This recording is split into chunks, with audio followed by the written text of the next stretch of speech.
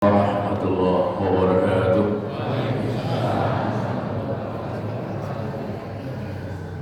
Innal hamdalillah nahmaduhu wa nasta'inuhu wa nastaghfiruh wa na'udzu billahi min shururi anfusina wa min sayyiati a'malina.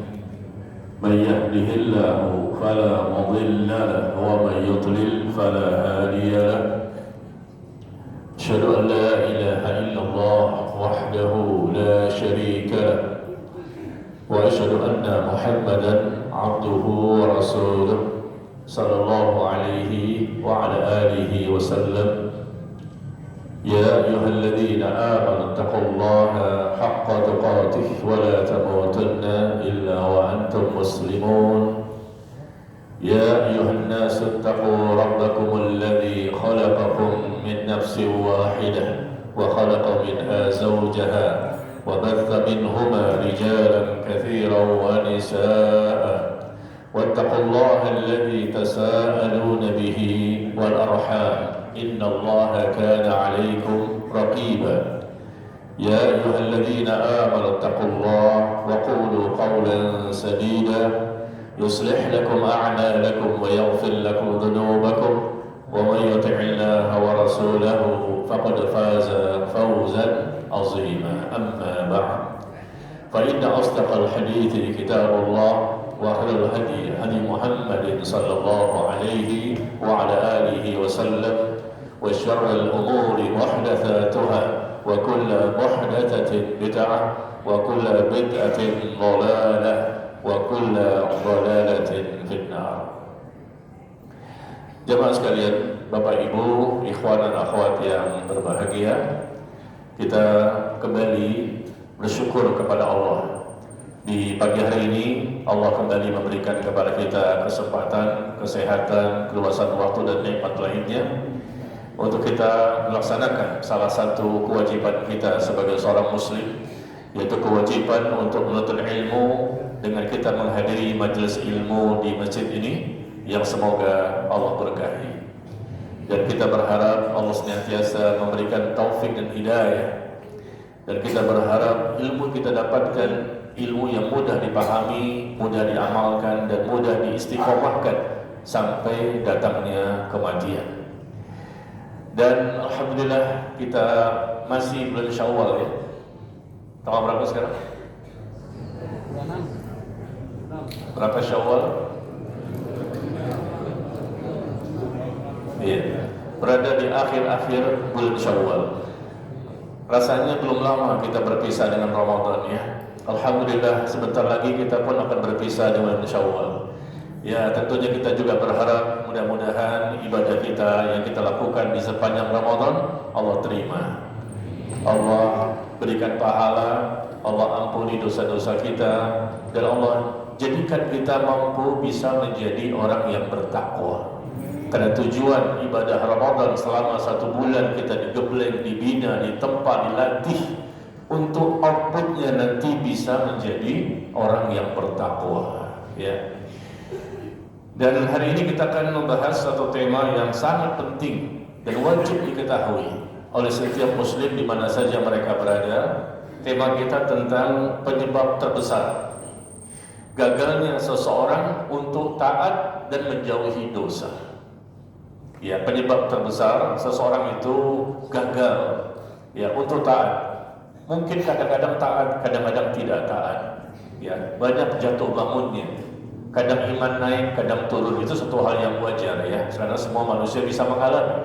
Tetapi yang dimaksud di sini adalah gagal untuk taat di mana dia lebih banyak kebaikannya. Dan gagal untuk menjauhi dosa di mana dosa tersebut ternyata juga lebih banyak dia kerjakan selama hidupnya.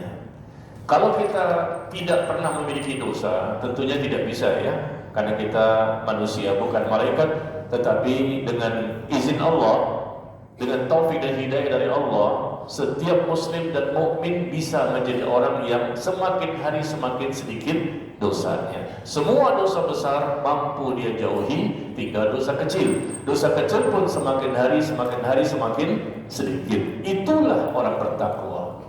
Jadi orang bertakwa itu orang yang paling tinggi derajatnya di sisi Allah, tidak ada yang bisa mengalahkannya. Inna akramakum indallahi atqakum. Sesungguhnya yang paling tinggi derajatnya di sisi Allah di antara seluruh hamba Allah ini adalah orang yang bertakwa.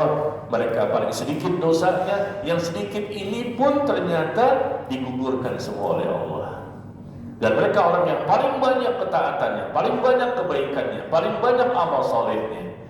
Nah, jadi kita ingin mengetahui, karena kita ini termasuk pendosa kan, pendosa di masa lalu, kemarin, hari ini, dan besok. Jadi kita ingin tahu apa sih penyebabnya ini, penyebab terbesar gagalnya untuk taat yang lebih banyak.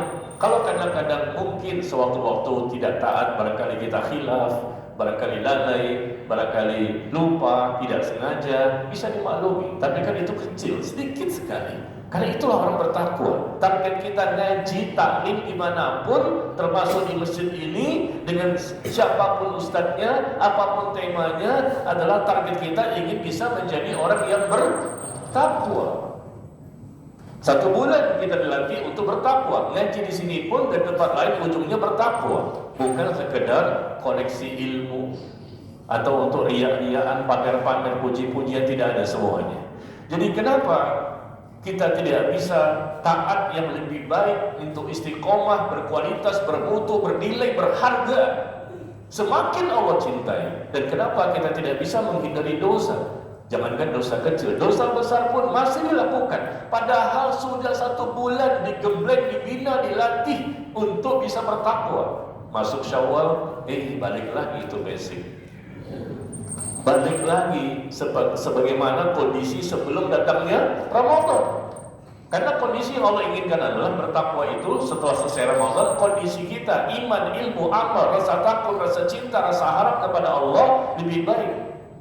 Dan dosa pun diharapkan semakin sedikit. Itulah orang yang berhasil. Maka Allah gugurkan semua dosa-dosanya. Ya.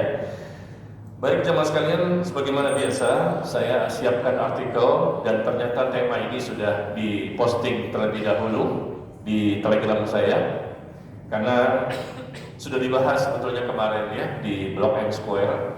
Jadi ini pertemuan yang kedua di masjid yang berbeda. Gak apa-apa kan ya? Gak apa-apa kan ya? Kan jauh sana Blok M Square, mungkin jamaahnya berbeda. Ya, insya Allah tidak masalah dibahas kembali. Dan artikelnya sudah saya posting, silakan lihat di Telegram saya. Telegram ya, Telegram Najmi Umar Bakar di tanggal 12 April. Di tanggal 12 April. Ya. Tanggal 12 April ya, sudah tertulis di sini judulnya penyebab terbesar gagalnya seseorang untuk taat dan menjauhi dosa. Ya. Sebelum kita mulai, mohon maaf, ini ada info dari panitia ke WA saya. Kalau bisa dimajukan ya ke depan, kelihatannya akhwat lebih banyak pada pagi hari ini. Hijabnya dimajukan Pak ke depan supaya akhwat bisa lebih banyak yang duduk di lantai yang sama.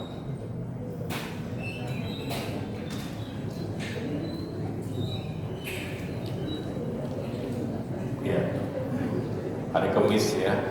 Ikhwan mungkin banyak yang kerja atau sedang belajar di rumah.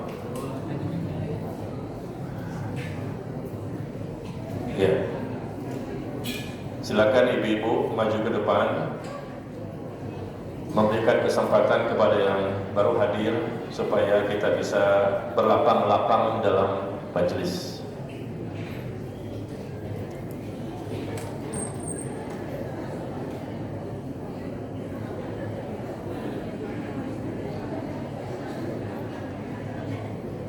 Ya, sudah Bu?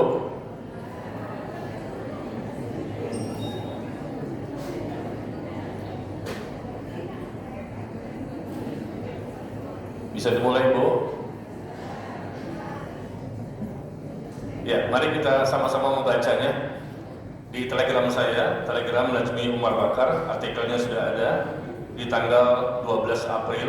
Penyebab terbesar gagalnya seseorang untuk taat dan menjauhi dosa. Apa penyebabnya? Karena kita semua ingin menjadi orang bertakwa, ingin istiqomah, ingin bisa bersabar, ingin bisa bersyukur, ingin selalu ikhlas, tidak ada riya, sum'ah, ujub, sombong, tidak ada hasad, iri, dengki dan seterusnya.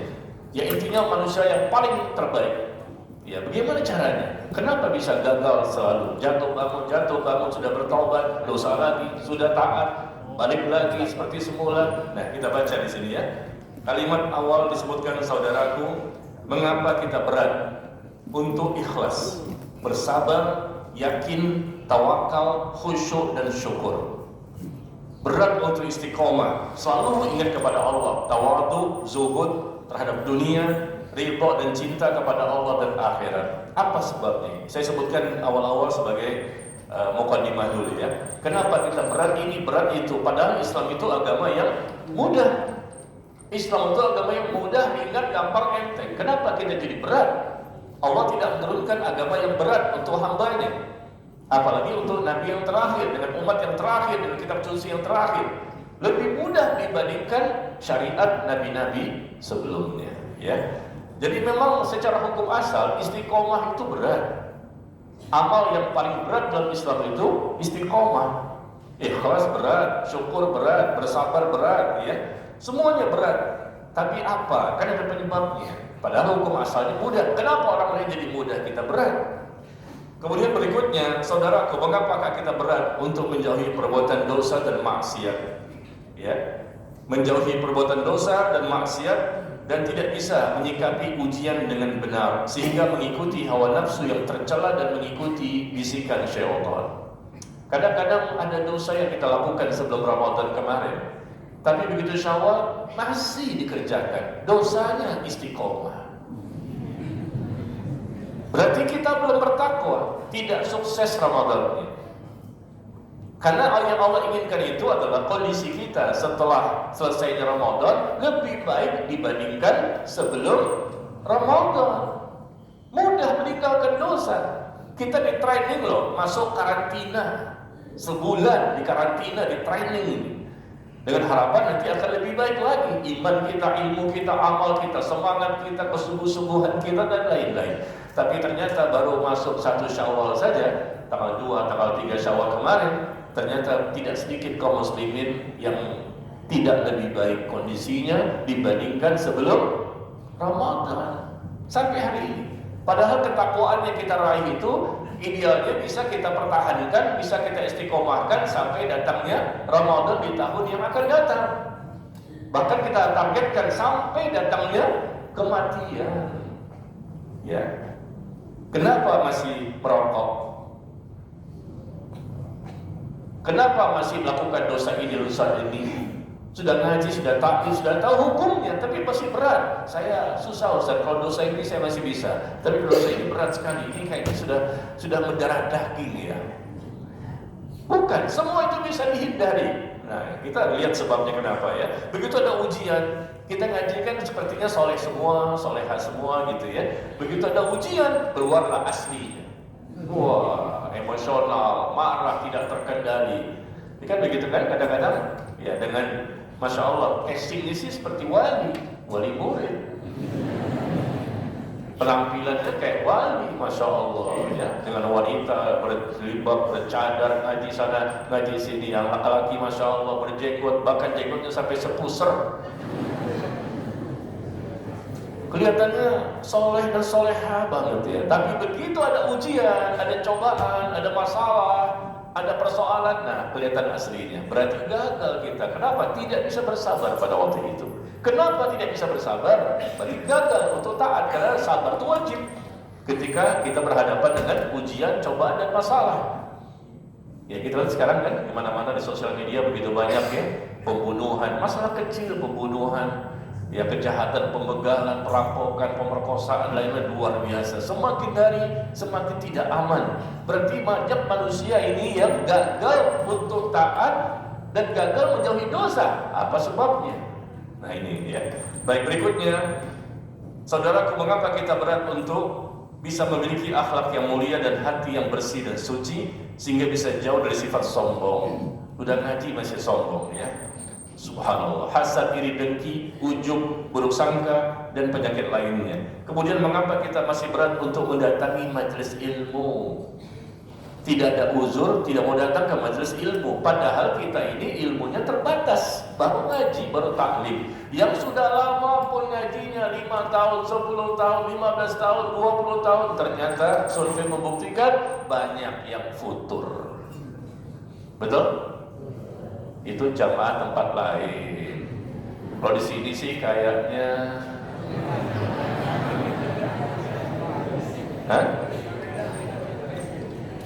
banyak yang futur, turun iman, malas lagi untuk taklim, merasa sudah lebih dari ustadznya, sudah merasa mengetahui semua ilmunya. Subhanallah ya. Ini musibah sebetulnya. Musibah yang menimpa agama itu lebih besar dibandingkan musibah yang menimpa dunia kita.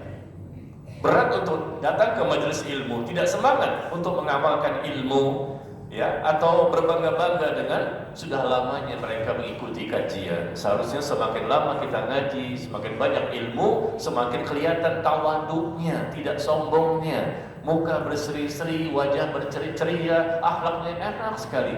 Banyak orang yang merasa senang ketika bergaul dengannya. Ya, bukan semakin galak gitu loh. Ya, saudaraku, mengapa kita berat untuk berkorban, berjuang, bersemangat, berinfak, bersungguh-sungguh, susah untuk mengikuti sunnah ini. Sunnahnya Nabi SAW dan para sahabatnya, dan bisa istiqomah di atasnya hingga datangnya kematian. Banyak kan ujiannya karena mengikuti cara beragama sebagaimana Rasul dan para sahabat, lalu dicela, dicaci maki, dihina, dinistakan, disebutlah macam-macam ya kepada kita. Sabar. Kenapa kita gak sabaran? Lalu kita balas celaan mereka. Lihat sosial media begitu banyak sekali. Netizen itu luar biasa memberikan gelar masalah kecil langsung dajjal. Masalah kecil langsung Anda sudah murtad. Ya Allah, gampang sekali. Nah, kita lihat ya, apa penyebabnya ini gagal untuk taat, istiqomah di atas ketaatan kepada Allah dan Nabi SAW, dan gagal ya untuk menjauhi perbuatan dosa apapun. Ternyata disebutkan di sini bahwa penyebabnya disebutkan Nabi SAW bahwa SAW beliau bersabda, "Ala wa inna fil jasadi mudghah, idza salahat salahal jasadu kullu, wa idza fasadat fasadal jasadu kullu, ala wa hiya al-qalb." Ketahuilah, kata Nabi SAW, bahwa dalam tubuh manusia terdapat segumpal daging. Apabila dia baik, maka baiklah seluruh anggota tubuhnya. Mampu dia taat, mampu dia istiqomah, mampu dia tawakal, mampu terus yakin. Apapun ketaatan, kebaikan yang sesuai syariat dan sunnah, dia mampu dengan izin Allah. Itu gara-gara segumpal daging yang ada dalam anggota tubuhnya. Kalau dia baik, seluruh anggota tubuhnya jadi baik. Mata bisa terjaga, tidak melihat yang haram. Telinga bisa terjaga, tidak mau mendengarkan yang haram. Lisan bisa terjaga, tidak mau mengucapkan kalimat-kalimat yang haram. Tangan, kaki, semuanya bisa terjaga. Dan juga Nabi SAW mengatakan bahwa apabila dia jelek dan rusak, maka rusak juga semua anggota tubuhnya. Maka ketahuilah dia adalah hati. Hati ternyata penyebabnya ya. Baiknya kita gara-gara hati, rusaknya kita gara-gara hati. Anggota tubuh akan ikut karena hati itu pemimpin dari anggota tubuh. Kalau hatinya baik, baik semuanya. Kenapa mereka melakukan kesyirikan? Karena hatinya bermasalah. Kenapa mereka melakukan kebid'ahan? Karena hatinya bermasalah. Kenapa mereka melakukan kemunafikan? Karena hatinya bermasalah. Kenapa mereka dari manusia ini melakukan kemungkaran, kejahatan? Selalu ujung-ujungnya karena hati. Islam itu agama hati. Barangkali ini jarang dibahas. Jadi kita ingin tahu apa nih hakikat sebenarnya. Kenapa kita seperti ini? Kenapa orang lain seperti itu? Karena ada orang-orang yang hebat-hebat ya. Luar biasa tingkat keyakinan mereka, pengorbanan, perjuangan, capek letih lelah mereka untuk mendapatkan ampunan, ridho, rahmat dari Allah. Sedangkan kalau kita nggak bisa ya, berat sekali. Jangankan ibadah yang sunnah, ibadah yang wajib saja berat. Azan sudah berkumandang, tidak dijawab, bahkan tidak ke masjid. Sudah ada perintah untuk menutup aurat, tetap masih terbuka auratnya. Sudah ada perintah, jangan dekati riba, masih riba. Jangan suap menyuap, masih suap menyuap. Kita bicara seperti ini di kalangan umumnya manusia di zaman sekarang mungkin terasa aneh. Udahlah, yang jangankan yang halal Pak Ustaz, yang haram saja susah. Jangankan yang halal, haram pun susah. Nauzubillah min dzalik. Nah, kita lihat di sini, semuanya ternyata dari gara-gara hati. Hatinya bermasalah, karena hati berpenyakit, hati itu hitam, gelap, hati itu kotor, hati itu keras, dan bahkan bisa mati. Ini kita tidak bicara orang-orang awam ya, bahkan ustadznya, bahkan ulama sekalipun. Semuanya kita harus perbaiki hati kita ini. Harus menjadi hati yang qalbun salim, hati yang bersih, hati yang suci, hati yang bertakwa. Karena takwa itu di sini. At-taqwa hahuna, kata Rasulullah. 3 kali Rasul memberikan perkataan seperti itu. At-taqwa hahuna wa yushiru ila sadrihi 3 marrat. Takwa itu di sini, di mana? Di hati.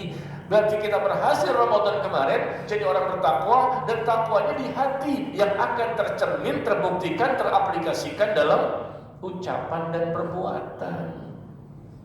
Masa masih kasar sih sama istri? Masih kasar sama suami? Bahkan istri KDRT kepada suaminya, dipiting dan dibanting. Bisa gak begitu? Baru masuk Syawal, mohon maaf ini yang pernah saya lihat istri-istri yang sudah mereka puasa Ramadan kemarin sudah luar biasa emosionalnya, marah lagi yang luar biasa. Boleh marah sama suami, boleh, tapi kan marahnya yang biasa, yang terkendali, jangan berlebihan. Dan marahnya pun pada hal-hal tertentu, bukan istiqomah. Ibu-ibu di sini suka marah enggak?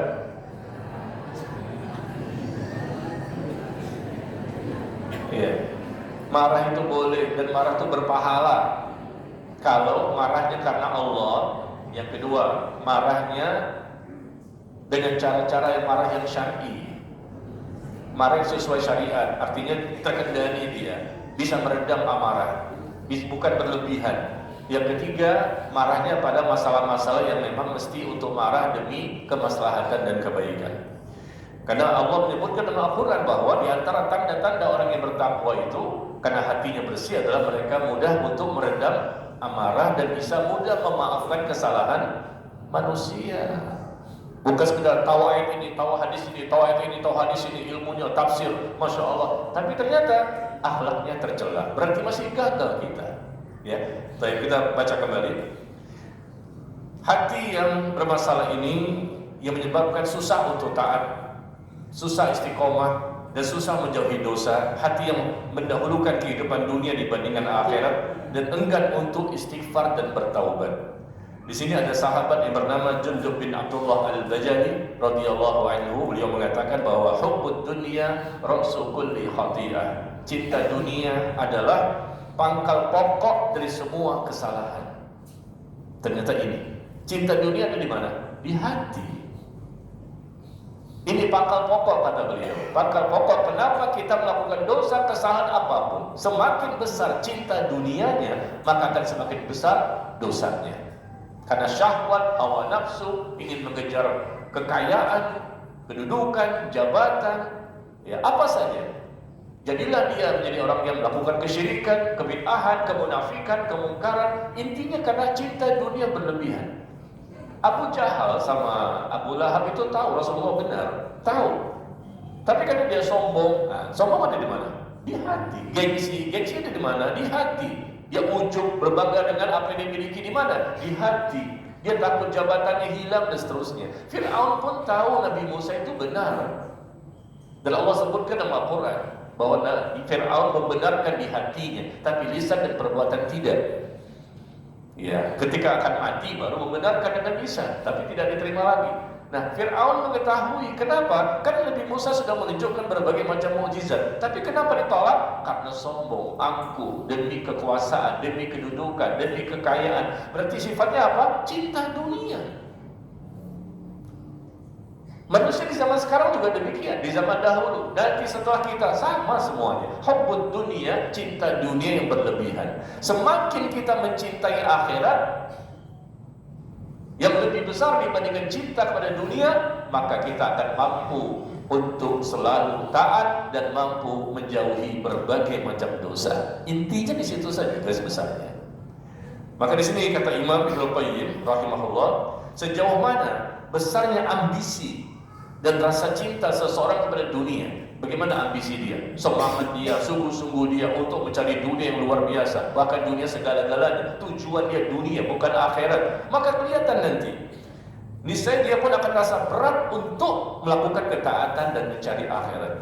Ini survei membuktikan ya. Jangankan orang lain, kita bisa evaluasi bersama.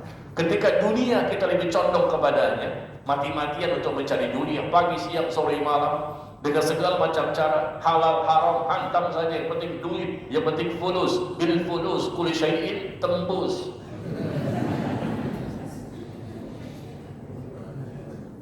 Ya, bil fulus, kulli syai'in tembus. Itu kaidah mereka itu.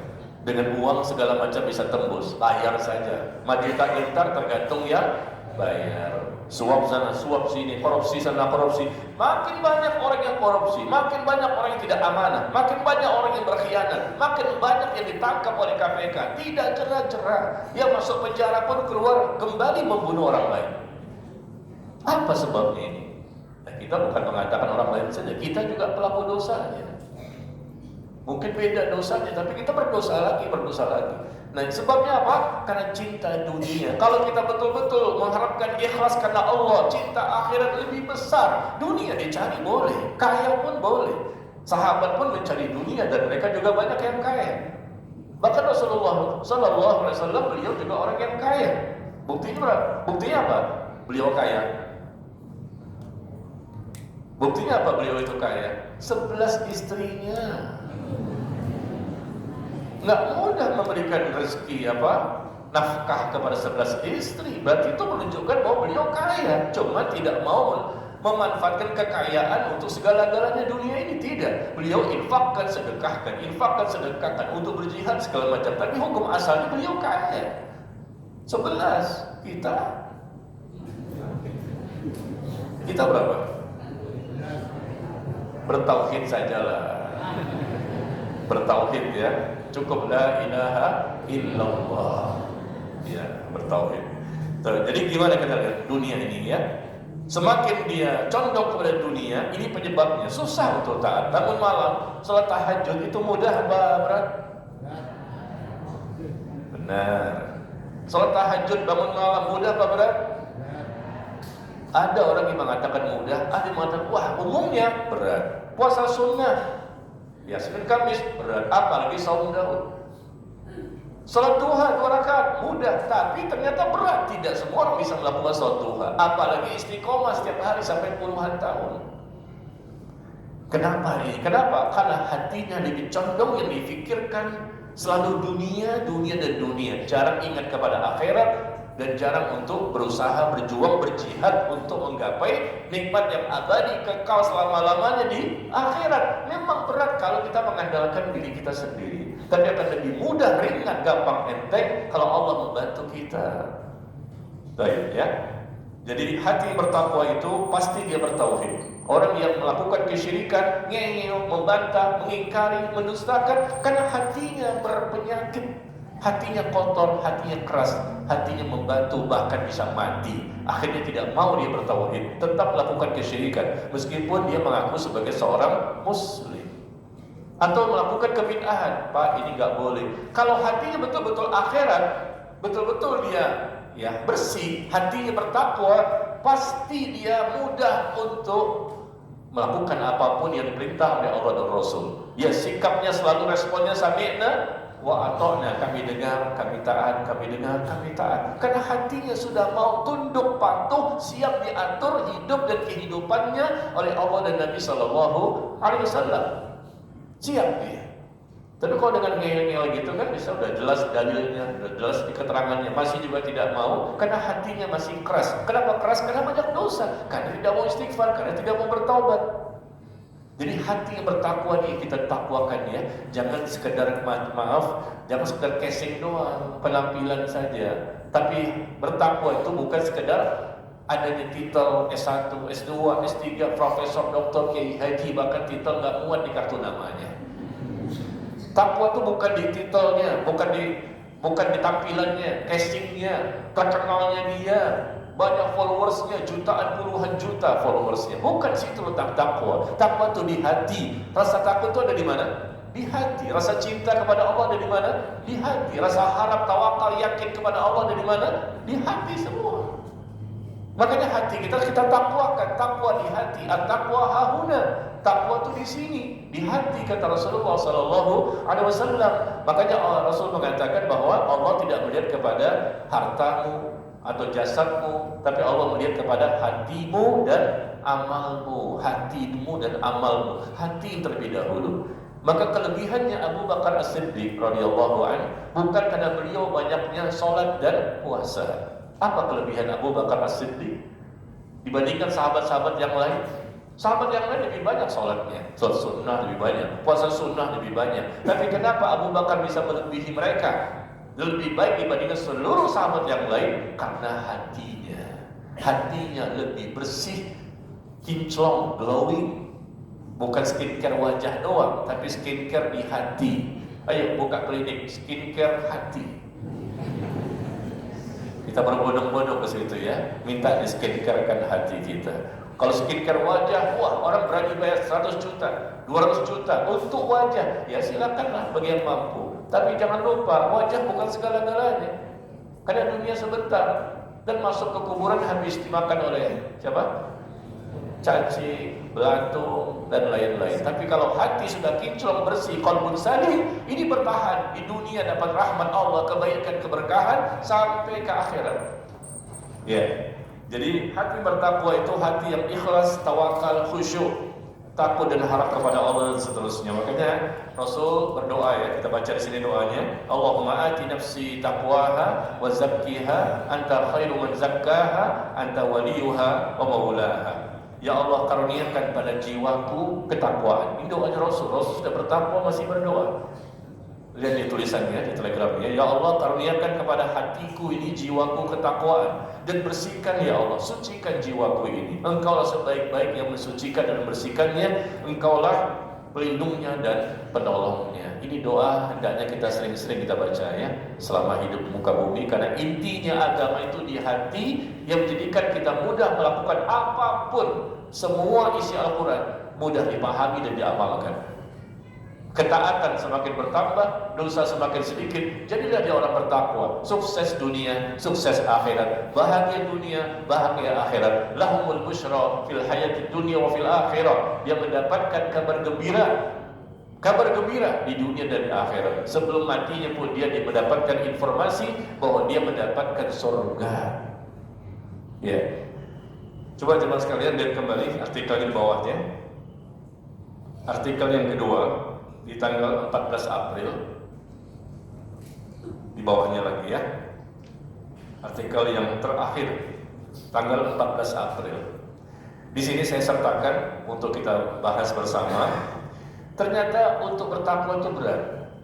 Target kita tertinggi di dunia ingin bertakwa dan istiqomah sampai mati. Target kita di akhirat ingin masuk surga dengan dimudahkan. Ternyata untuk bertakwa itu berat. Meskipun disebutkan takwa itu di hati, tapi Rasul menyebutkan bagaimana kiatnya, cara termudah untuk bisa bertakwa. Sehingga kita menjadi hamba Allah yang dicintai, dirahmati, diampuni dan seterusnya. Kita baca di sini bagaimana sahabat Abdullah bin Amr ya, radhiyallahu anhu, beliau berkata, ditanyakan kepada Rasulullah sallallahu alaihi wasallam, ayyun nas afdal? Siapakah manusia yang paling utama? Siapa manusia yang paling utama di muka bumi ini? Maka Nabi pun alaihissalatu wassalam mengatakan, kullu mahbubil qalb saduqul lisan. Manusia yang paling utama di muka bumi ini adalah orang yang hatinya mahmum dan ucapan lisannya benar. Hatinya mahmum dan lisannya benar. Inilah orang yang paling utama dalam Islam. Ya. Maka para sahabat mengatakan bahwa sadaqul lisan na'rifuhu. Ucapan yang benar kami paham, orangnya jujur, amanah, tidak berkhianat. Ucapan yang benar kami memahaminya. Tapi apa yang dimaksud dengan mahmumul qalb, hati yang mahmum? Maka Nabi SAW menyebutkan hati yang mahmum yang menjadi sebab dia menjadikan dia orang yang paling utama di muka bumi ini adalah huwat taqi an-naqi la ithma fihi wala bagya wala billa wala hasada. Orang yang paling utama itu adalah hati yang bertakwa dan bersih. Tidak ada dosa padanya, tidak ada kezaliman, tidak ada kedengkian dan hasad. Ini orang yang paling utama ini. Orang bertakwa pasti bertauhid, pasti mengikuti sunnah. Kalau ada orang tidak mengikuti sunnah, tidak juga bertauhid, dipastikan dia tidak bertakwa. Sehebat apapun dia bolak-balik haji umrah, bahkan dia menyembelih hewan korban yang besar sampai 100 juta, bahkan susah dibedakan mana dia mana hewan korbannya, karena mukanya mirip-mirip. Karena dia suka pose-pose, selfie sama hewan kurban sebelah-sebelahan gitu. Dia masukkan ke sosial media dia, susah dibedakan mana yang hewan kurban, mana yang berkorban. Karena tujuannya mungkin riya, ingin pamer-pamer ya. Hati yang bertakwa dan bersih jamaah sekalian. Kita ini semakin ngaji, udah setahun, udah 6 bulan, udah 5 tahun, semakin bersih hatinya. Dunia semakin kecil, semakin sedikit. Mencari kaya itu nggak apa-apa, karena kita butuh duit, kita butuh dunia, nggak masalah. Kita butuh dunia untuk apa? Berhaji, berumrah, berkorban, berinfak, bersedekah, dan berjihad. Sahabat-sahabat pun mencari dunia untuk tujuannya itu. Kalau nggak ada dunia, mereka pun menangis. Bahkan curhat kepada Rasulullah, ya Rasulullah, orang kaya, mereka memiliki kekayaan, mereka membawa pahala begitu banyak, mereka bisa berhaji, berumrah, berjihad, bersedekah, berinfak, sedangkan kami orang miskin tidak bisa seperti sebagaimana mereka. Ini curhatnya sahabat, dan mereka bukan hasad dengan dunia, hasad yang positif, namanya ghibthah. Ghibthah pakai go. Ya, ghibthah itu hasad yang positif, di mana mereka itu berharap mereka juga bisa memiliki harta dan uang untuk bisa semakin banyak beramal soleh. Ya, subhanallah. Ya, jadi kita lihat di sini bagaimana hati yang bertakwa, semakin ngaji, semakin taklim, semakin belajar, hati semakin bersih, tidak mudah hasad, iri, dengki, enggak ada dendam, mudah memaafkan kesalahan orang lain, mudah meredam amarah, akhlaknya mulia. Selesai Ramadan, orangnya sabar. Selesai Ramadan, orangnya mudah memaafkan kesalahan manusia, tidak dendam di hati. Hatinya bersih, betul-betul saya inginkan Allah saja. Yang penting Allah ridho, saya maafkan semuanya. Yang penting Allah mengampuni dosa-dosa saya maafkan semuanya. Begitu luar biasa hatinya. Itu yang Allah inginkan dari kita. Ya, baik. Nah, jadi bagaimana ini? Hati yang bertakwa, orang yang paling utama. Hati yang bersih, tidak ada dosa dan kezaliman, tidak ada kedengkian dan hasad. Kemudian Nabi SAW ditanya, qila faman ala atharihi, siapakah orang yang mampu menempuh jalan itu? Siapa yang bisa mengamalkan ini? Berarti ini hati bertakwa bersih, hati saya masih berpenyakit karena condong ke dunia lebih besar, dosa juga masih banyak. Bagaimana caranya? Hasad, iri, dengki masih ada, kezaliman masih ada, dosa makin banyak. Nah, Rasul mengatakan ketika ditanya, siapa yang bisa menempuh jalan ini? Orang yang terbaik, yang paling utama dalam Islam ini, beliau mengatakan apa? Siapa yang bisa? Alladzi yasna'ud dunya wa yuhibbul akhirah. Orang yang membenci dunia dan mencintai akhirat, dia bisa melakukan semua itu. Ini kunci pembahasan kita. Alladzi yasna'ud dunya wa yuhibbul akhirah. Orang yang mereka benci dengan dunia, bukan berarti meninggalkan dunia, tapi dunia tidak ada di hatinya. Bahkan para sahabat itu, seperti perkataan Imam Al-Hasan Al-Basri, bahwa para sahabat Rasul itu, karena beliau seorang tabi'in ya, beliau melihat para sahabat bagaimana kehidupan mereka. Para sahabat Nabi itu, dunia berada di bawah telapak kaki mereka. Mereka tenang, bahagia meskipun miskin. Mereka tenang meskipun ada banyak persoalan. Mereka tenang meskipun banyak sekali ya problematika, ujian dan cobaan. Karena dunia tidak begitu tentang akhirat, Nah, baru mereka stres berat dengan akhirat. Kenapa? Tidak tahu bagaimana nasib di sana yang kekal abadi. Dunia kan sebentar. Nah, itu bagaimana posisi kita ini? Kita jangan ngaji selesai pulang begitu saja. Enggak, harus ada perubahan. Siap untuk berubah? Harus ada perubahan ini. Saya harus berubah. Anda juga harus berubah sama-sama, karena kita sama-sama ingin selamat, ingin bahagia dunia akhirat. Ternyata ini kuncinya, kunci dari segala masalah yang terjadi. Kenapa susah taat dan susah menjauhi dosa? Karena lebih mencintai dunia dan membenci akhirat. Lebih mencintai dunia dan membenci akhirat. Terus terang saja, itu yang kita kejar pagi siang sore malam. Kalau betul-betul kita lebih mencintai akhirat dibandingkan dunia, maka pasti kita hari ini sudah menjadi bertakwa dalam penilaian Allah. Tapi ternyata jatuh bangun juga masih susah ya. Jadi ukuran orang yang selamat nanti di akhirat, mohon maaf ya, bukanlah dari casing, penampilan, kaya, terkenal, populer, banyak sekali followersnya, bertambah subscribe-nya, banyak yang like.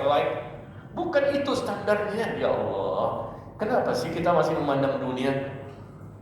Dunia kita cari gak apa-apa, halal, sebanyak-banyaknya gak masalah. Yang penting kita bisa manfaatkan dunia untuk akhirat kita.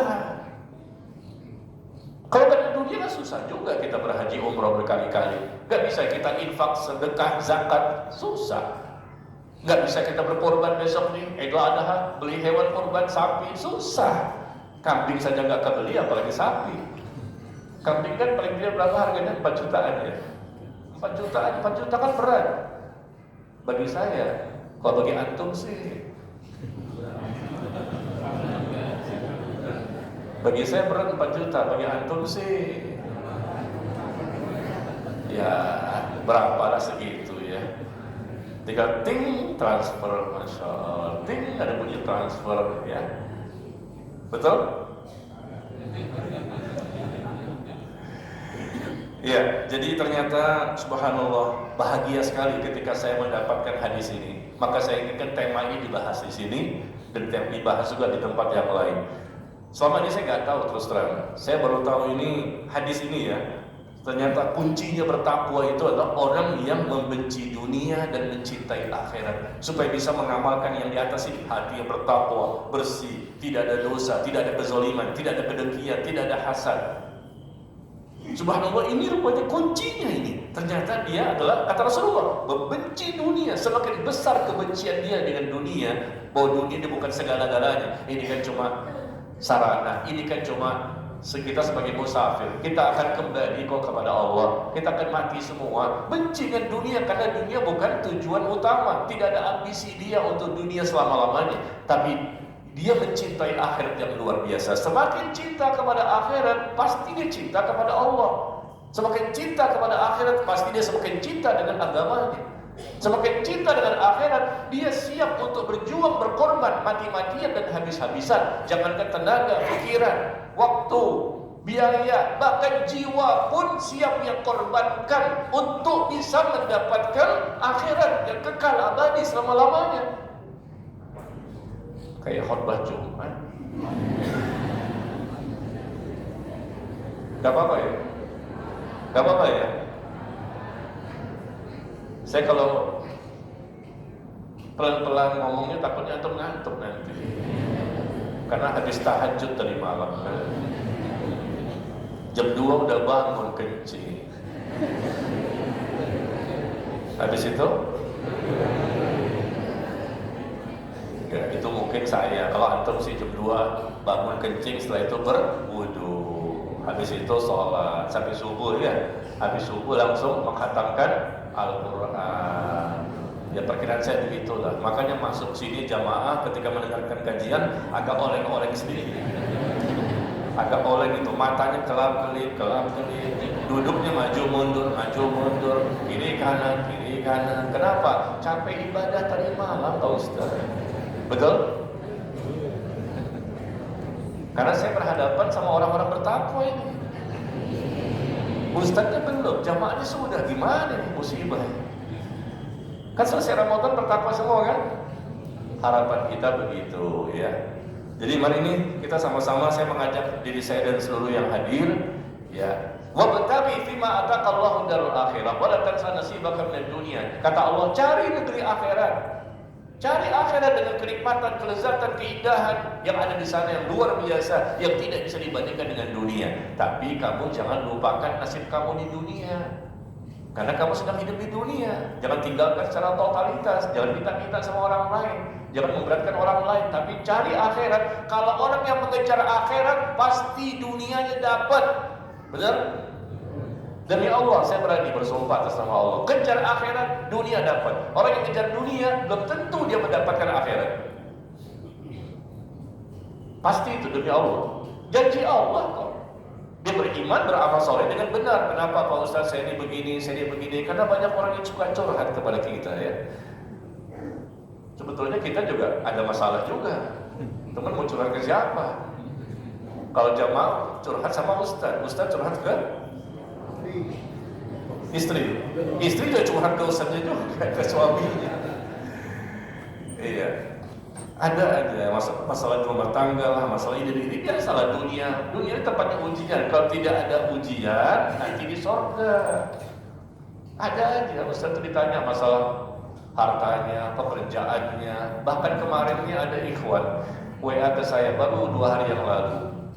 Kalau ada masalah baru WA. Tidak ada masalah, tidak WA.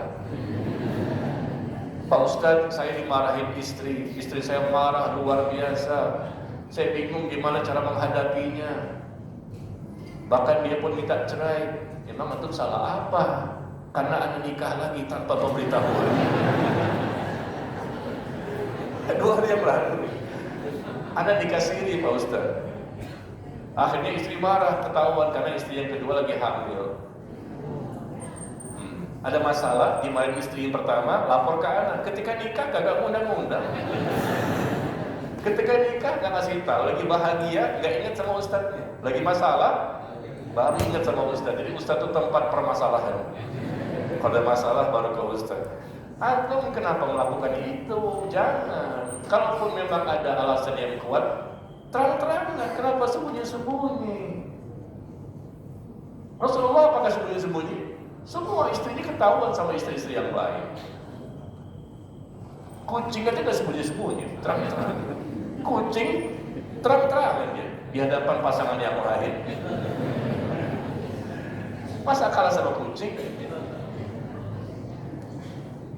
Iya, baik ya. Jadi hari ini saya ingin memberikan motivasi sebetulnya. Sebetulnya tema ini tema yang sudah Bapak dan Ibu ketahui, sudah pernah dibahas barangkali sama ustaz yang lain. Tapi saya memberikan motivasi kembali, semangat kembali. Ayo kita ini benci dunia, mencintai akhirat yang lebih besar. Karena kuncinya kata Rasulullah. Orang yang bisa mengamalkan ini, tujuan terbesar, target kita tertinggi dan teratas untuk bertakwa, bersihnya hati, tidak punya dosa, tidak ada kezaliman. Masya Allah, bagaimana berat ini? Enggak ada kedengkian, hasad, iri, dengki, riya, sum'ah, ujub, enggak ada, bersih.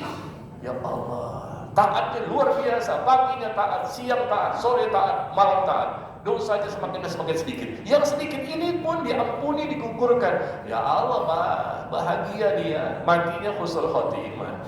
Dia bisa istiqomah dengan mudah. Dia mendapatkan nikmat kubur, dinaungi di padang mahsyar melalui tahapan-tahapan dimudahkan sampai ujungnya surga. Tidak dihisab, tidak diazab, bahkan bisa jadi masuk ke surga Firdaus. Ini kuncinya. Karena orang yang selamat pasti adalah cuma satu, orang bertakwa. Dan takwa itu di mana? Di hati. Hati bertakwa, otomatis seluruh anggota tubuh kita bisa bertakwa. Ternyata itu sulit dan sahabat pun bertanya, qila faman ala atharihi? Siapa yang bisa melakukan itu semua? Sahabat saja bertanya, siapa yang bisa melakukan berat semua ini? Takwa, hati bersih. Ternyata kuncinya adalah orang yang membenci dunia dan mencintai akhirat. Jadi kita ambil kesimpulan, kalau kemarin, hari ini, besok ternyata kita semakin berkurang ketaatan kita kepada Allah, berarti kita paham, kita termasuk orang yang lebih mencintai dunia dan membenci akhirat. Kalau kemarin, hari ini dan besok ternyata kita mengevaluasi dosa kita kok masih banyak, udah bertobat, ya. ternyata dosa lagi, sudah bertobat, dosa lagi, tobat, dosa lagi. Kalau itu suatu hal yang wajar, mungkin kita lupa lalai lengah, tapi ini bukan lupa lalai lengah, tapi memang mengikuti hawa nafsu. Terus kita semakin banyak dosa, maka kita bisa menjawab, berarti saya termasuk orang yang masih lebih mencintai dunia dan membenci akhirat. Selesai. Anda jangan sombong, meskipun penampilannya seperti wali, sekedar wali murid saja, bukan walinya Allah. Kalau walinya Allah, pasti dia mudah menjadi orang bertakwa, karena orang yang bertakwa itu adalah orang yang menjadi walinya Allah, orang yang Allah cintai. Dan kemudian Nabi tanya lagi yang kedua kalinya, siapakah yang mampu menempuh jalan ini? Maka beliau mengatakan, mukmin fi khuluqin hasan, mukmin yang berakhlak baik. Ada dua yang dijawab sama Rasulullah. Siapa yang bisa mengamalkan ini? Hati bertakwa, bersih dan seterusnya. Dia bertauhid pasti, dan dia memahami isi tauhid itu, dan dia memahami sunnah, dia mempertahankan sunnah sampai akhir kematian. Ternyata juga mukmin yang berakhlak baik. Karena biasanya ada orang yang agamanya baik tapi akhlaknya tidak baik. Kadang-kadang ada orang yang akhlaknya baik tapi agamanya tidak baik. Makanya Rasul mengatakan, ketika datang kepadamu seorang laki-laki yang bagus agamanya, bagus akhlaknya, maka nikahkan dia dengan anakmu. Standar untuk mencari menantu laki-laki, agama dan akhlak. Ya, agama mungkin dia tahu ayat ini, hafal Quran 30 juz. Masya Allah, hebat kan agamanya. Dia bisa ngomong, retorikanya bagus, tapi akhlaknya luar biasa. Mudah sekali dia untuk menzulimi orang lain, menyakiti orang lain. Dia bakhil, kedekut, koret, medit, kikir. Ya, tapi ada orang yang akhlaknya baik, lemah lembut bicaranya, sopan, Masya Allah dan seterusnya, tapi agamanya nggak paham dia. Dan dua standar ini, ternyata kuncinya adalah orang yang membenci dunia dan mencintai akhirat. Yuk, sama-sama kita berusaha untuk mengamalkannya. Kebencian semakin besarnya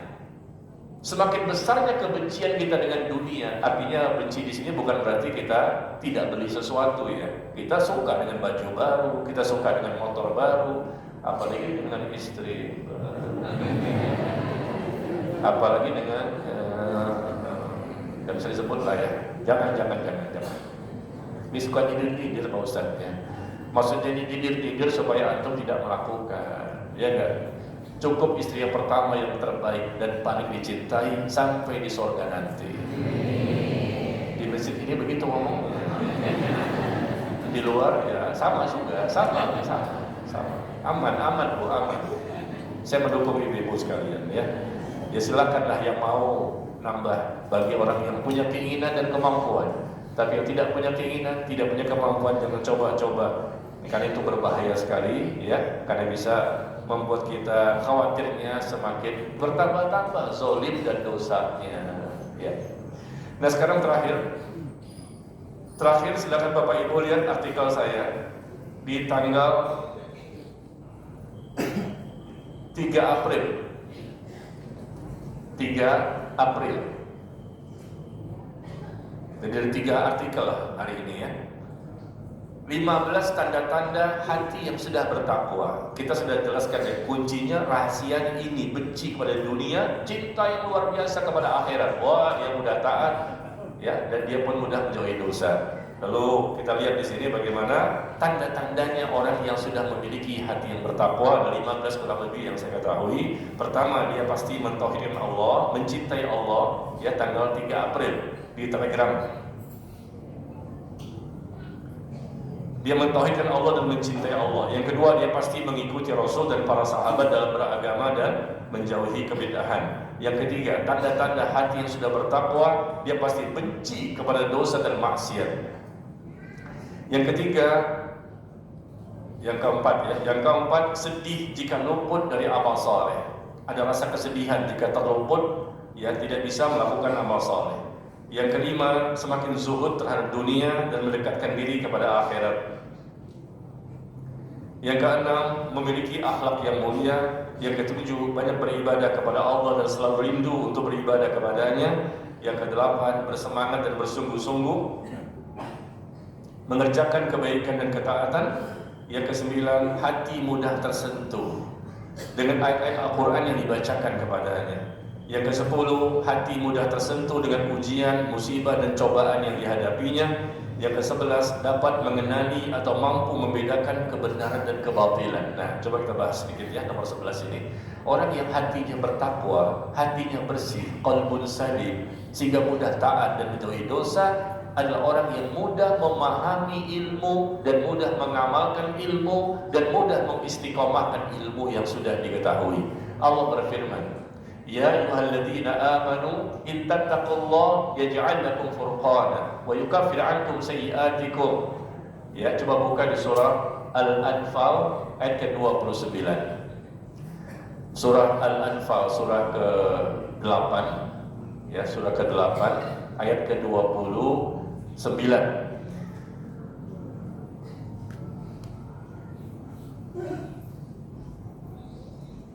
Ya, surah ke-8 ayat ke-29. Allah menjelaskan, wahai orang-orang yang beriman, kalau kamu bertakwa, takwa hatinya dan terwujud dengan anggota tubuhnya. Kalau kamu bertakwa, niscaya Allah akan jadikan apa? Allah jadikan bagimu furqan. Apa itu furqan? Pembeda. Furqan adalah kemampuan untuk bisa membedakan mana yang benar, mana yang salah, mana yang hak, mana yang batil, mana yang tauhid, mana yang syirik, mana yang sunnah, mana yang bid'ah, mana ini ya amal soleh, mana yang bukan amal soleh, mana ketaatan, mana kemaksiatan. Dia bisa membedakan dengan mudahnya. Ini nggak boleh ini. Kok kamu tahu sih? Allah berikan ilham, Allah berikan firasat di hatinya. Dan memang orang bertakwa itu orang yang pasti dia berilmu, mudah memahami. Ada orang yang membaca, sama-sama membaca tapi nggak paham-paham. Tapi ada orang sekali baca paham. Ada kan begitu? Ada orang sekali dengar langsung paham. Tapi ada orang yang sampai 3 kali, 5 kali nggak paham-paham. Kenapa?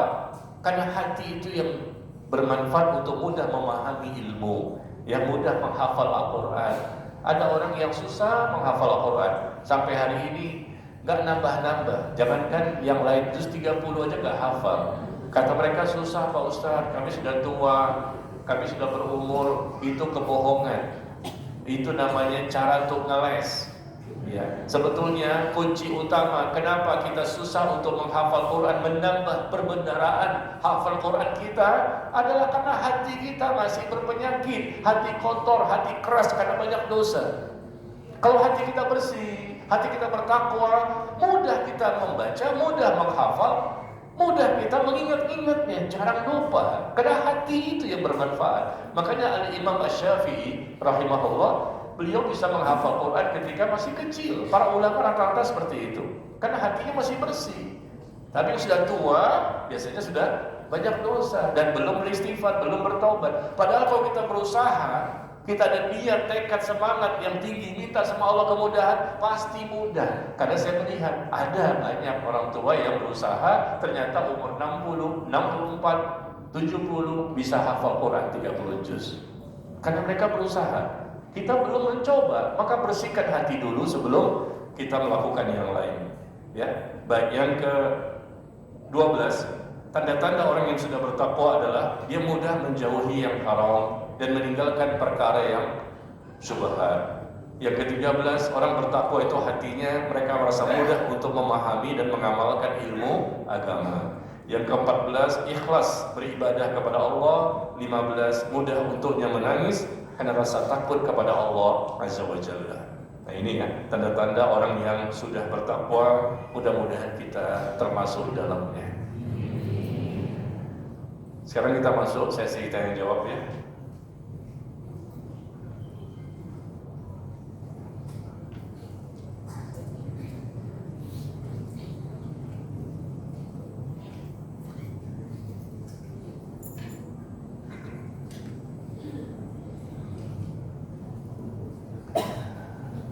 Ya, tolong pintunya ditutup ya, dikunci pintunya. Biasanya kalau sudah selesai kajian, mulai turun satu persatu. Ya, ada yang pulang ya, untuk menghatamkan Al-Quran kembali. Pertanyaan pertama, Pak Ustadz, terkait dengan waktu pelaksanaan qada salat sunnah fajar subuh ya. Apakah boleh setelah salat subuh atau di waktu salat duha? Kita mengqada salat sunnah qabliyah ya. Qabliyah subuh. Ya, kita kerjakan subuh dulu yang wajib karena laki-laki kan salatnya di masjid ya. Tadi pagi di mana subuh tadi? Di rumah atau di masjid bagi laki-laki? Masjid ya, alhamdulillah. Kalau kita kan laki-laki ini karena mengejar berjamaahnya, kita belum sempat mengerjakan qobliyah, tiba-tiba sudah iqamah. Ya, kemudian ya sudah kita kerjakan saja yang wajib di masjid berjamaahnya. Kemudian setelah itu kita bisa mengqadha qobliyah subuh yang tadi belum sempat kita kerjakan. Di mana? Di masjid juga atau kita pulang ke rumah. Kita kerjakan 2 rakaat qobliyah subuh. Itu namanya mengqadha di waktu di mana waktu subuh masih ada. Ya. Nah, kalau memang kita ketiduran, bangun-bangun jam 7, jam 8. Nah, berarti dua-duanya diqadha. Yang wajibnya juga, yang sunnahnya juga diqadha, ya. Tapi kalau memang masih ada waktu subuh, waktunya masih subuh ya, belum selesai waktu subuh untuk sholat subuh itu, maka kondisinya tidak memungkinkan karena sudah ditegakkan sholat berjamaah di masjid, kerjakanlah bersama imam. Nanti tinggal kita mengqadhanya setelahnya di waktu memang masih waktu subuh ya. Tapi kalau ibu-ibu kan di rumah, ibu-ibu tidak harus mengejar ke masjid kan, di rumah saja, maka kerjakan yang sunnah dulu baru yang wajib. Innalillah.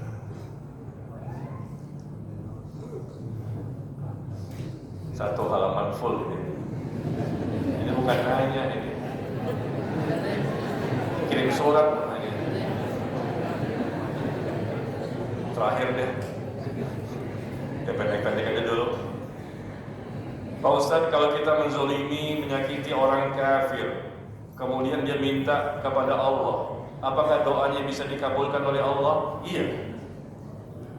Orang kafir berdoa kepada Allah, ya Allah, balaslah perbuatan seorang muslim ini hamba-Mu, karena dia telah berbuat zalim kepadaku. Allah kabulkan. Khusus untuk doanya yang bersifat karena kondisinya sedang dizolimi. Orang yang sedang dizolimi sama orang lain, apakah dia orang muslim, dia orang kafir, dia munafik, dia fasik, tapi kalau status dia sedang dizolimi, meskipun dia kafir, wa in kana kafiran kata Rasulullah, meskipun dia kafir, tapi kalau posisinya dia sedang dizolimi, maka dia berdoa kepada Allah, doanya Allah kabulkan. Kita lihat artikelnya di Telegram. Ada hadisnya di sini, supaya antum juga bisa melihatnya.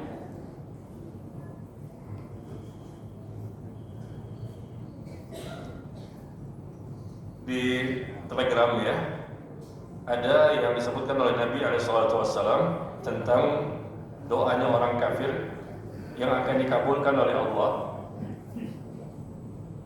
karena pada waktu itu statusnya dia sedang dizolimi.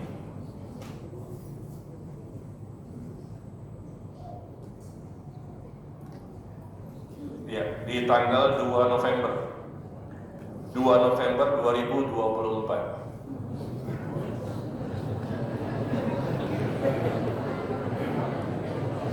2 November 2024. Saya posting ulang ya.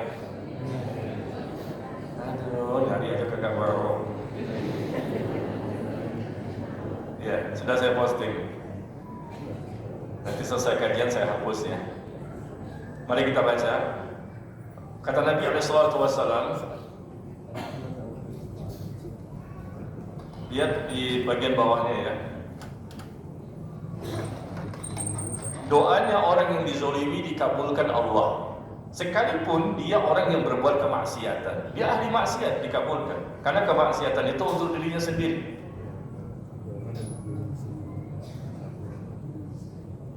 Di atasnya lagi Rasul mengatakan, takutlah kamu dari doanya orang yang dizolimi, meskipun orang yang telah dizolimi itu seorang yang kafir, karena doanya tidak ada penghalang. Tuh, lihat. Doanya tidak ada penghalang, dikabulkan oleh Allah meskipun dia kafir. Kenapa? Karena dia tidak berdosa kok dizolimi. Tiba-tiba kita pukul dia, Kita ambil barangnya, dia berdoa kepada Allah, Allah kabulkan. Orang yang melakukan itu mungkin muslim, maka yang muslim tadi akan mendapatkan balasan hukuman dari Allah.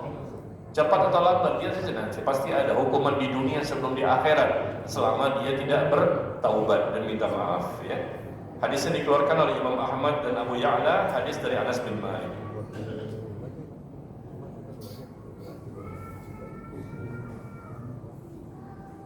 Pak Ustadz, saat ikut kajian, Ana sering ngantuk.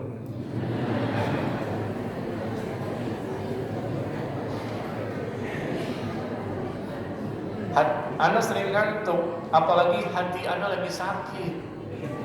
Hatinya lagi sakit. Kalau ikut kajian suka ngantuk. Memang majelis taklim itu tempatnya ngantuk. Banyak yang sudah merasakan itu, apalagi khutbah Jumat nanti, ya. Mendengarkan khutbah Jumat, banyak yang teler, banyak yang ngantuk, banyak yang tidur. Padahal yang khutibnya itu sampai gebrak-gebrak meja sampai bolong itu.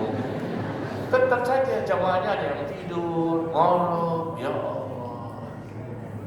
Makanya ketika saya ngajar di sini, kalau antum sering mendatangi kajian saya di sini, kadang-kadang saya selingi dengan bercanda gitu, ya, nggak terlalu tegang begitu. Maksudnya supaya nggak ngantuk. Karena kalau saya tegang terus, itu namanya khutbah Jumat. Tidak ada itu bercanda-bercanda, bersemangat untuk menyampaikan khutbah Idul Fitri, Idul Adha. Tapi kalau kajian kadang-kadang diselipi ada humor, ketawa sedikit, ya, untuk menghilangkan ngantuk. Jadi orang yang susah tidur di rumah tidak usah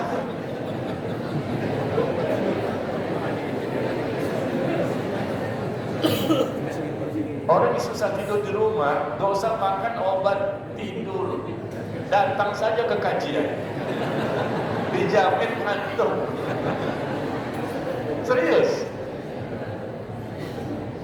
datang ke kajian, cari dinding, cari tiang, selonjoran, dijamin. Antum bisa ngantuk, banyak survei membuktikan. Ustaz mulai innal hamdalillah, dia mulai bismikallahumma amun. Wah, ya. Selesailah Ustaz subhanakallahumma bihamdika, dia mulai juga alhamdulillahilladzi ahyana ba'da ma amatana wa ilaihin nusyur. Serius, saya enggak bercanda, memang ada yang seperti itu. Terutama ikhwan dan akhwat yang mencari tempat yang tidak terlihat sama ustaznya. Iya, balik dinding, balik tiang, kan, supaya nggak kelihatan gitu loh. Dia bisa nyenyak banget tidurnya. Ya, jadi hati-hati. Memang ini godaan dari syaitan. Ya, kita kan disuruh untuk sungguh-sungguh konsentrasi. Makanya ilmu kita berkah, barokah. Kenapa? Karena kita mendengarkan dengan seksama. Tapi kalau sering ngantuk, ya kita lawan. Ngantuk itu, ya kita lawan. Apalagi menguap itu dari syaitan. Maka jangan sampai suaranya dikeraskan, ya, ketika menguap. Ya, nanti syaitan bisa masuk ke dalam mulut itu, kata Rasulullah. Jadi saat ikut kajian sering ngantuk, keluar dulu berwudu, cuci mukanya, ya seperti itu. Dan usahakan untuk kita lawan. Gak lama, kalau cuma sejam setengah. Setelah itu kita pulang. Begitu pulang, seger lagi dia. Bener loh. Begitu keluar dari masjid, seger lagi dia, masya Allah. Hilang ngantuk sama sekali. Begitu masuk masjid, ngantuk lagi. Ya, apalagi hati Ana lagi sakit hari ini. Ya, sakit kenapa hatinya? Ya, mungkin ada masalah, ya. Ya, semoga Allah mudahkan. Afwan, izin bertanya Ustaz, kita diperintahkan untuk tidak menunda melakukan kebaikan. Tetapi saat kita ingin melakukan kebaikan, misalnya hal sepele saja, memberikan uang receh kepada polisi cepet. Namun saat mau kasih uang ke polisi tersebut, ternyata dia sedang memegang rokok di tangannya. Jadi diurungkan niat memberinya uang. Bolehkah seperti itu? Apa hukumnya Ustaz? Antum memberikan uang ke polisi cepet 100, maksudnya apa?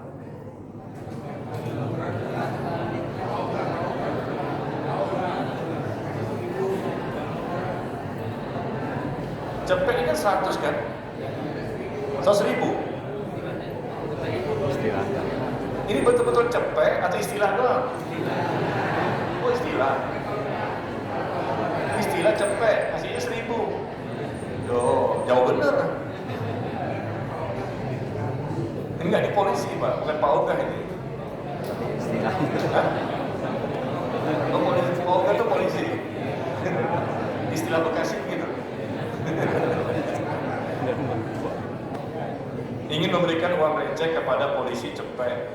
Oh, polisi cepet itu namanya Pak Ogah. Oh, saya belum sampai ilmunya. Ilmu saya belum sampai ke situ. Oh, saya baru tambah ilmu hari ini. Polisi cepet itu maksudnya Pak Ogah. Saya pikir ngasih ke polisi yang benar-benar polisi. Ya Allah, bodoh banget ya. Ya, ingin memberikan uang receh kepada Pak Ogah, namanya Pak Ogah kan paham saya. Namun saat mau kasih uang ke dia, ternyata dia sedang memegang rokok di tangannya. Jadi diurungkan untuk memberikan uang. Gimana? Bolehkah seperti itu Ustaz? Apa hukumnya Ustaz? Kalau memang dia si Pak Ogah ini polisi cepet, ternyata memang dia melakukan kebaikan kepada kita, gak masalah kan kita kasih uang dia. Karena dia berjasa, memudahkan kita untuk bisa belok, ya, untuk bisa jalan.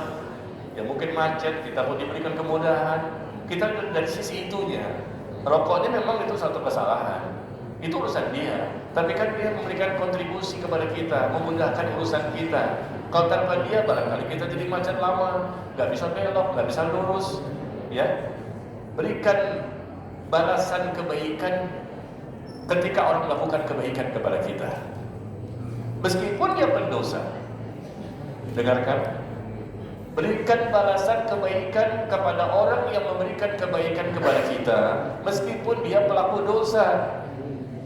Dia melakukan dosa itu urusan dia, tapi kan dia melakukan kebaikan kepada kita. Ya, dengan mungkin Pak Ogah, mungkin yang lain, mungkin teman-teman kita, mungkin tetangga kita, mungkin warga kita, siapa saja. Kita tahu dia ini orang yang banyak dosanya. Dia suka minum minuman khamr, dia suka berzina misalnya begitu. Dia suka bunuh orang misalnya, residivis. Tapi suatu ketika dia bantu kita. Pas bantu kita, kita merasa tertolong sekali. Apa salahnya kita memberikan balasan kebaikan? Minimal senyum, terima kasih, syukran, jazakallahu khairan, minimal. Kalau mau kasih uang juga kasih uang sebagai wujud terima kasih kita kepada orang tersebut, ya. Begitu caranya. Jangan kita sampai tidak mau memberikan ucapan terima kasih dan juga tidak memberikan yang lain, ya. Karena memang syariat menganjurkan kita untuk berbuat baik kepada orang lain, yang tidak berbuat baik kepada kita pun kita kasih. Apalagi yang sudah berbuat baik kepada kita, kasih saja. Karena dia sudah melakukan kebaikan, ya. Mudah-mudahan dengan uang yang kita kasih tadi kan nggak seberapa, mungkin 1.000, 2.000, 5.000. Mudah-mudahan sambil kita doakan, semoga Allah berikan hidayah kepadamu. Oh, masya Allah, itu doa lebih besar dibanding cepetnya. Ya, kita kasih uang 1.000 saja udah bahagia banget dia. Tapi dibalik itu mungkin dia nggak denger. Tapi kita berdoa dengan tulus, ya Allah berikan hidayah kepadanya. Mana tahu sore besok dia berubah dengan sebab doa, bukan dengan uang cepet yang kita kasih. Jadi gitu ya, jangan diberikan uang saja, kita sertai dengan doa. Karena dia mungkin muslim juga, saudara kita, dan kita inginkan dia mendapatkan kebaikan lebih banyak, bukan sekedar uang yang kita berikan, tapi juga ada perubahan-perubahan pada dirinya. Kemudian, akhwan, bagaimana orang yang ahli Quran bisa berakhlak buruk? Sedangkan Al-Quran seharusnya kan membawa seseorang pada kebaikan. Memang idealnya begitu. Ahli Quran, pintar Al-Quran, hafal Quran, idealnya memang dia semakin baik. Dia panutan karena dia menghafal, dia bisa memahami dan mengamalkan isi Al-Quran. Tapi survei membuktikan yang korupsi Al-Quran siapa? Yang korupsi Al-Quran, penggandaan Quran siapa? Hafal Quran juga dia, menteri juga. Nah, saya sebut aja langsung. Udah gak menteri, mantan menteri lah sekarang kan. Tapi kan dia pernah itu jadi menteri, hafal Quran dia. Di zaman dahulu kan, berapa periode sebelumnya itu dia hafal Quran, tapi ternyata korupsi pengadaan Quran, ngambil uang dari situ. Subhanallah. Ada juga yang hafal Quran tapi melakukan kesyirikan. Ada, saya pernah ketemu di Cirebon. Saya ketemu sama orang itu, dia hafal Quran, masya Allah mantap, di Pamanukan Cirebon. Sholat malam setiap hari, hafal Qurannya mantap, tapi melakukan kesyirikan dan doanya minta-minta kepada Syekh Abdul Qadir Jailani. Wah, saya bilang, kenapa antum begini? Karena dia sekedar menghafal, tapi tidak paham. Nah itu ya. Jadi idealnya memang ahli Quran akhlaknya baik ya, tapi bisa berakhlak buruk karena bisa jadi mungkin dia tidak paham isi Al-Quran itu sendiri, atau mungkin niatnya ketika menghafalnya bukan karena Allah, ingin sekedar tenar ya, mencari dunia dan lain-lain, sehingga ilmunya tidak barokah. Kemudian, Assalamualaikum warahmatullahi wabarakatuh.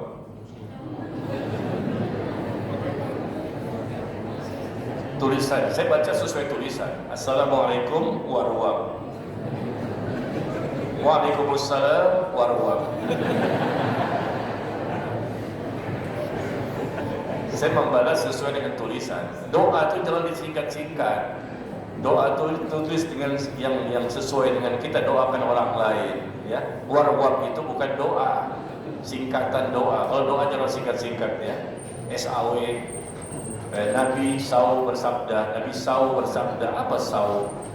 Nabi Sallallahu Alaihi Wasallam baru berpahala. Kalau cuma Nabi SAW nggak ada pahalanya, karena pada waktu itu Anda tidak berselawat. Selawat itu ucapkan atau tuliskan lengkap. Ya, itu doa ya. Ustaz, apakah orang yang sudah lanjut usia ya, sudah mencapai usia 75 tahun, tapi masih ingin umur panjang, apakah itu termasuk cinta dunia? 75 sudah, tapi masih pengen umurnya panjang, apakah itu termasuk cinta dunia? Maka kita jawab, innamal a'malu binniyat. Amal dia ingin dipanjangkan lagi jadi 80, 85, 90. Kalau memang tujuannya supaya lebih banyak lagi, ya, lebih banyak apa? Pahala pundi-pundi kebaikan yang dia bisa persiapkan sebelum datangnya kematian, itu bukan cinta dunia. Dia ingin panjang usia dalam ketaatan supaya makin banyak pahalanya, makin banyak ketaatannya, makin banyak persiapannya. Ya, sebelum datang kematian. Coba lihat di Telegram saya.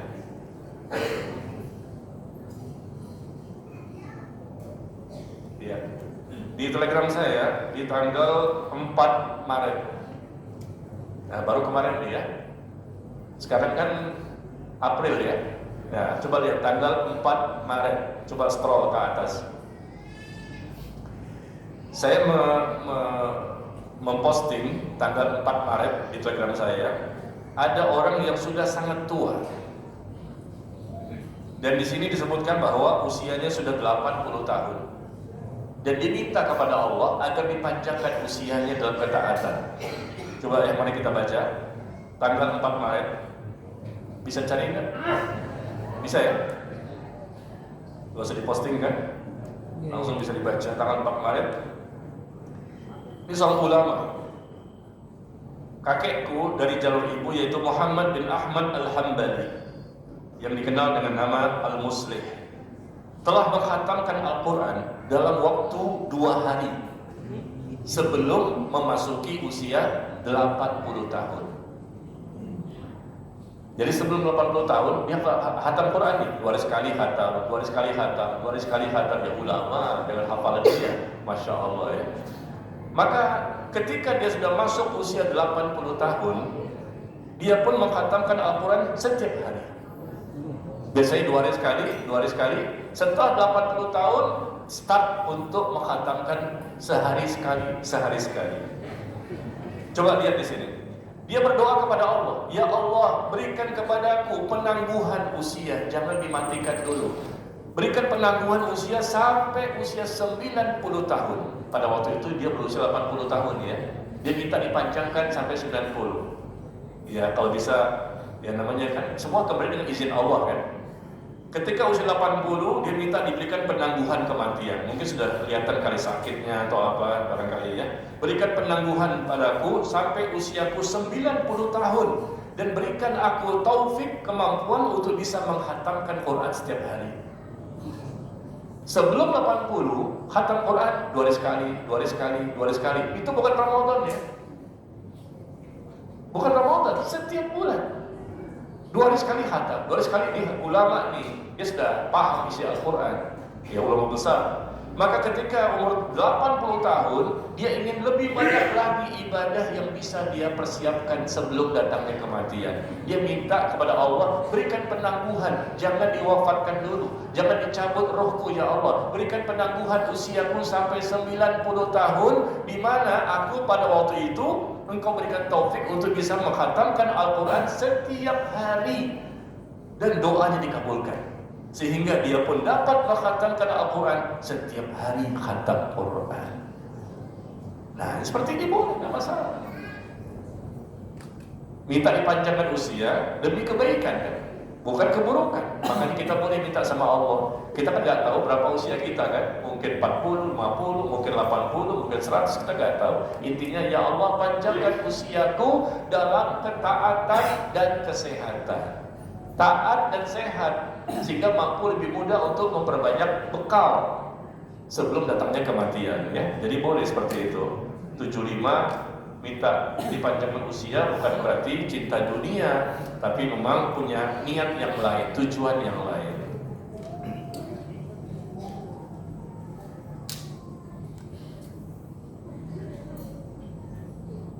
Ustadz, saya seorang mahasiswa yang baru lulus.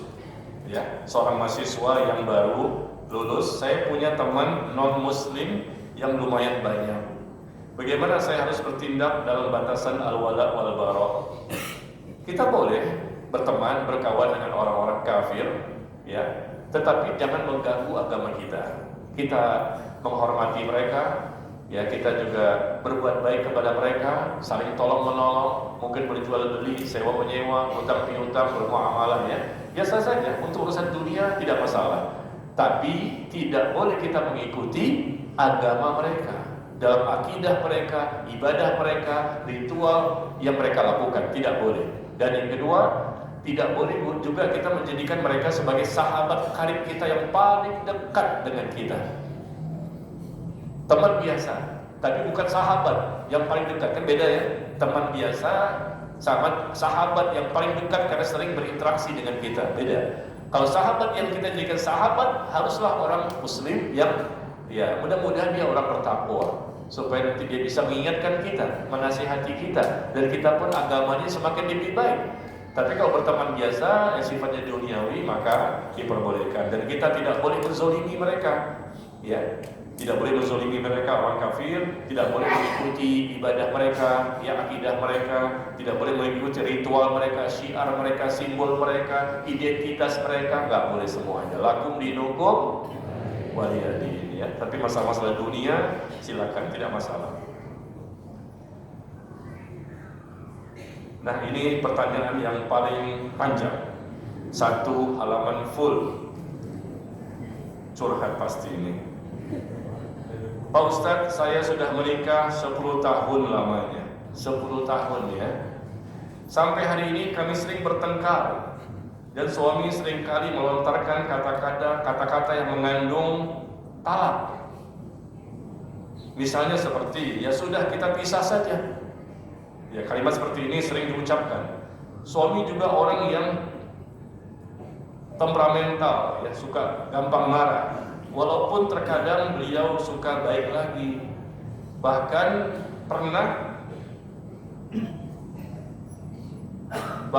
hampir meninggalkan saya, dan setelah itu dia sudah lupa atau menganggap hal itu biasa saja. Apalagi selama 10 tahun menikah, sayalah yang mencari nafkah. Capek dibacanya. Langsung malas bacanya. Masa nikah 10 tahun istri cari nafkah? 10 tahun menikah saya mencari nafkah. Semua yang dia mau harus saya turuti. Siapa dia? Ada nggak di sini orangnya? Mana orangnya?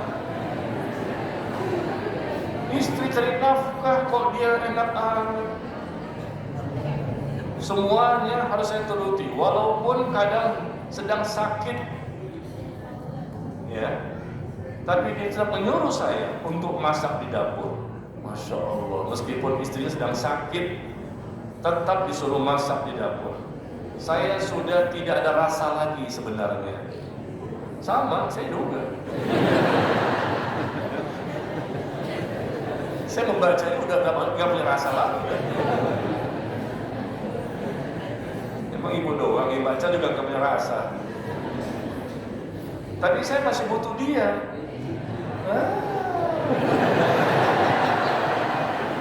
Lebay.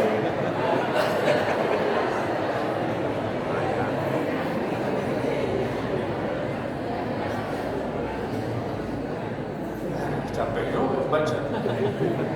Saya butuh dia untuk membantu pekerjaan saya di kantor, karena saya juga sedang butuh karyawan. Ya Ustadz, bagaimana hukumnya pernikahan saya ini Ustadz? 2 tanda tanya. Nah, ini berarti ancaman ya.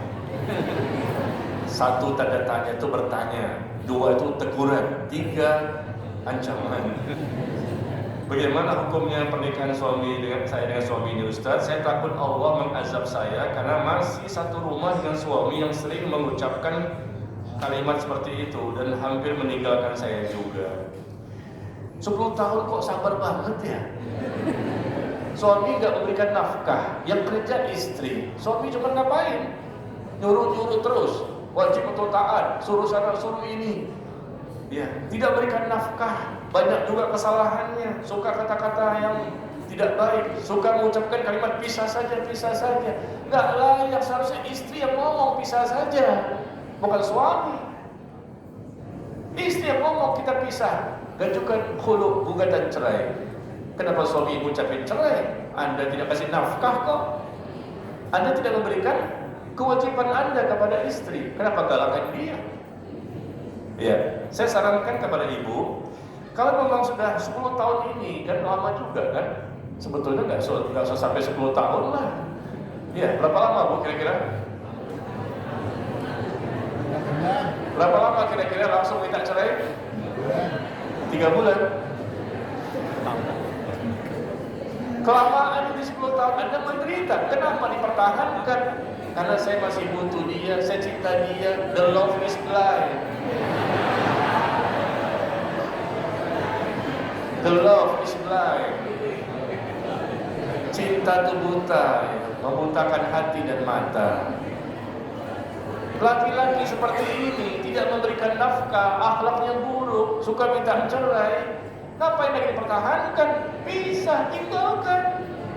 Masih banyak ikhwan lain yang soleh, tidak solehah. Masih banyak bapak-bapak yang lain yang Masya Allah bisa menjadi suami yang baik. Ini mohon maaf ya, kita tidak bercanda. Memang ini prinsip masalahnya, nafkah itu suami. Masa istri 10 tahun dari awal pernikahan? Ini kan al-ajabul ajib, aneh bin ajaib. Salah satu keajaiban dunia. Masa suami diam-diam istri 10 tahun dari awal pernikahan? Seharusnya Anda segera bertindak. Pisah, cerai kita, bukan cerai, khulu, cari yang lain. Kalaupun nggak mau nikah lagi terserah, nggak apa-apa. Tapi yang seperti ini jangan dipertahankan, karena dia tidak mau menunaikan kewajibannya sebagai seorang suami. Nggak bagus nih suami yang jelek agamanya, jelek juga akhlaknya.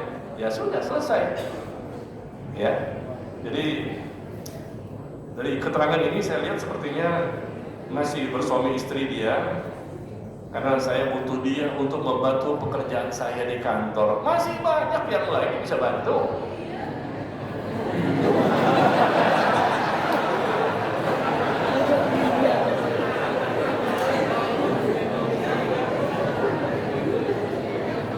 Ibu-ibu emosian.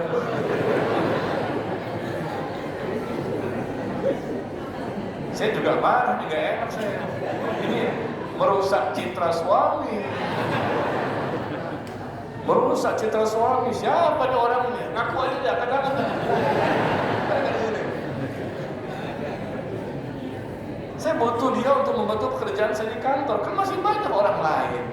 Masa cuma bantu kantor doang dipertahankan? 10 tahun loh, berat ini. Penderitaan dia. Suka melontarkan kata-kata kotor kata-kata talak, bisa saja, temperamen, suka marah. Emangnya siapa?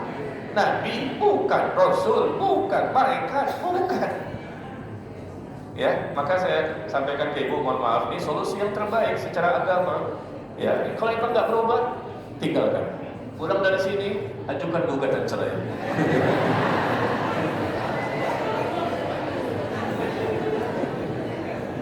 Kesian saya sama yang bertanya, kesian, menderita dia. Ya. 10 tahun loh, kecuali mungkin dia kena COVID kemarin, kan? Susah cari nafkah, dia ada nafkah. Ketika nikah itu dengan adanya nafkah, masa dari awal loh, ini ceritanya dari awal, istiqomah dia. 10 tahun sampai hari ini kami sering bertengkar, sudah menikah dari awal. Ya Allah, la haula wala quwata illa billah. Jangan dipertahankan ya, kalau nggak mau berubah cari yang lain. Bismillah, masih banyak laki-laki lain yang lebih baik. Ya, sudah jam 11 ya. Sampai di sini pertemuan kita. Wallahu taala a'lam bissawab. Semoga bermanfaat. Semoga Allah jadikan kita mampu memiliki hati yang bertakwa. Ya, mudah, ringan, gampang, enteng untuk taat, mudah, gampang, enteng, ringan untuk menjauhi dosa sampai datangnya kematian. Akhirnya terselamatkan, bisa mendapatkan husnul khatimah dan bisa mendapatkan nikmat kubur dan dimudahkan dalam fase berikutnya. Wallahu ta'ala a'lam bis-shawab. Wa sallallahu ala nabiyyina Muhammad walhamdulillahi rabbil alamin. Subhanakallahumma wa bihamdika asyhadu an la ilaha illa anta astaghfiruka wa atubu ilaik. Wassalamu alaikum warahmatullahi